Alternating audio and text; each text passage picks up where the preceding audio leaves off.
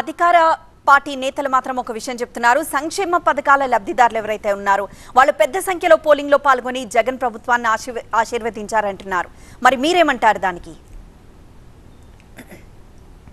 సంక్షేమం పేరుతో ఆంధ్రప్రదేశ్ రాష్ట్రాన్ని సంక్షోభంలోకి తీసుకుపోయారని చెప్పి ఆంధ్రప్రదేశ్ ప్రజలు భావిస్తున్నారు. ఇప్పుడు తెలుగుదేశం జనసేన మేనిఫెస్టోలో కూడా అనేక సంక్షేమ పథకాలు ఉన్నాయి కాబట్టి దాని మీద కూడా వారికి నమ్మకం విశ్వాసం ఉంది. ఖచ్చితంగా ఈ ప్రభుత్వం వస్తే కూడా ఎన్డీఏ ప్రభుత్వం వస్తే కూడా ఆ సంక్షేమ పథకాలు కొనసాగుతాయి, ఇంకా అదనంగా కూడా వస్తుందని చెప్పి వాళ్ళు గట్టి నమ్మకం విశ్వాసంతో ఓటేశారని చెప్పి మేము భావిస్తున్నాం. ఖచ్చితంగా ఎవరు కానీ రాజకీయాలు గెలుపు ఓటములు సర్వసాధారణం. కానీ అధికార పార్టీ మేకపోతే గంభీరం అంటారు దాన్ని.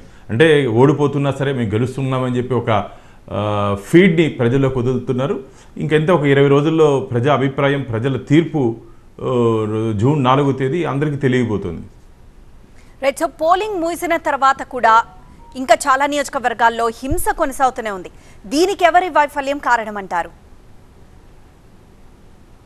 ఇది చాలా దురదృష్టకర సంఘటనలండి. ఎందుకంటే రాజకీయాల్లో నేను చాలా సందర్భాల్లో చెప్తుంటాను, మనం శత్రువులు కాదు. ఇప్పుడు జగన్మోహన్ వైసీపీ కానీ మిగతా పార్టీ కమ్యూనిస్టులు కానీ మాకు శత్రువులు కాదు, ప్రత్యర్థులుగా మాత్రమే భావిస్తాం.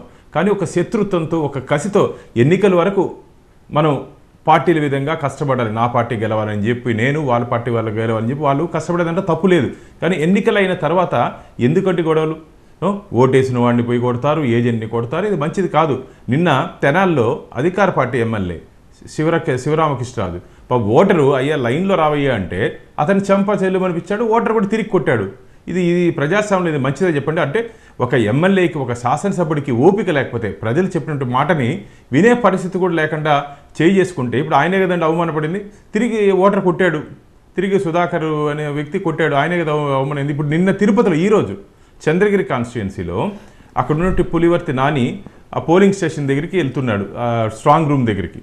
ఒక అభ్యర్థిగా తనకి వెళ్ళే అవకాశం ఉందండి, ఎందుకంటే ఏ విధంగా దాన్ని భద్రపరిచారో చూసుకునే అవకాశం ఉంది వారికి. వెళ్ళినప్పుడు అక్కడ దాడి చేసి అసలు అదృష్టవశాత్తు గన్మెన్ ఉన్నాడు కాబట్టి సరిపోయింది, లేకపోతే వేరే విధంగా ఉండేది ఈరోజు. ఇదన్నీ మంచిది కాదు అంటున్నా. దయచేసి నేను అన్ని రాజకీయ పార్టీలకు చెప్తున్నాను, మనం శత్రువులు కాదు, కేవలం ప్రత్యర్థులు మాత్రమే. ఎన్నికల వరకే మనము, ఎన్నికలైనాక అందరం రాష్ట్ర శ్రేయస్సు కోసం, రాష్ట్ర భవిష్యత్తు కోసం, ప్రజల కోసం పనిచేద్దామని. ఎందుకండి ఈ గొడవలు మనకు? కాబట్టి దయచేసి, ఎందుకంటే ఈరోజు గొడవలు చేసేవాళ్ళు జైలుకి వెళ్తారండి, వెనకాలండి ప్రోత్సహించి వారు భుజం తట్టి పంపించిన వాళ్ళు సేఫ్గా ఉంటారు. మీరు పదండి నేను చూసుకుంటాను ఏమన్నా నా రాజకీయ నాయకులు కొందరు ఉంటారు కదా, వాళ్ళు సేఫ్గా ఉంటారు. పాపం ఆవేశంతో ఆలోచన లేకుండా ఇలా గొడవలు చేసిన వాళ్ళు బెయిల్ కూడా రాదండి, వీళ్ళు జీవితాంతం ఉద్యోగాలు రాదు, వీళ్ళు ఎక్కడికైనా విదేశాలకు వెళ్ళాలంటే అవకాశం ఉండదు. ఇది మంచి పద్ధతి కాదు. దయచేసి ఇలాంటి ప్రక్రియని మీరు కొనసాగించద్దండి. ఇలాంటి దీనికి స్వస్తి పలకండి అని చెప్పి TV9 ద్వారా నేను రాష్ట్ర ప్రజలను కూడా కోరుకుంటున్నాను.